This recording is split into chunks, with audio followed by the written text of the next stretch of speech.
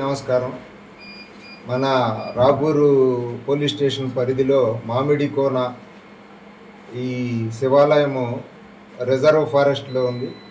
దీనికి ఈ శివరాత్రి సందర్భంగా మనకి నెల్లూరు పట్టణం నుంచి దాదాపు ఒక 20 మంది భక్తులు దర్శనం కోసం రావడం జరిగింది. వాళ్ళు ఈ రోజున దర్శనం తర్వాత తిరిగి వచ్చే సమయంలో 12 మంది వీళ్ళు దారి తప్పి రిజర్వ్ ఫారెస్ట్లో చిక్కుకోవటం జరిగింది.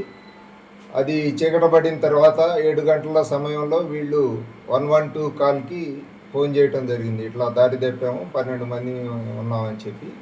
దాని మీదట మా నెల్లూరు జిల్లా ఎస్పీ మేడం గారు ఉత్తర్వులు ఇవ్వటం జరిగింది. అదేవిధంగా ఐటీ కోర్ టీము వీళ్ళ లొకేషన్ అది కూడా ఐడెంటిఫై చేసి మాకు అందజేశారు. దాంతో మేము ఈ 12 మంది అభయారణ్యంలో చిక్కుకున్న అందరినీ కూడా ట్రేస్ అవుట్ చేసి వాళ్ళని బయటికి తీసుకురావడం జరిగింది. ఈ మన వెనక కనపడే ఈ వ్యక్తులందరూ కూడా దీంట్లో ఈ 12 మంది ఇక్కడ ఫారెస్ట్లో చిక్కుకున్న అందరినీ కూడా రెస్క్యూ చేయటం జరిగింది. Thank you.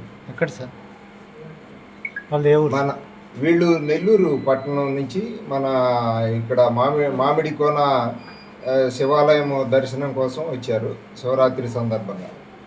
వీళ్ళని మనం పంగిలి గ్రామ పరిధిలో అభయారణ్యంలో వీళ్ళు 6 కిలోమీటర్స్ లోపల చిక్కుకున్నారు. వీళ్ళందరినీ కూడా మనం సేవ్ చేసి ఈరోజు రాపూరు పోలీస్ స్టేషన్కి తీసుకురావడం జరిగింది.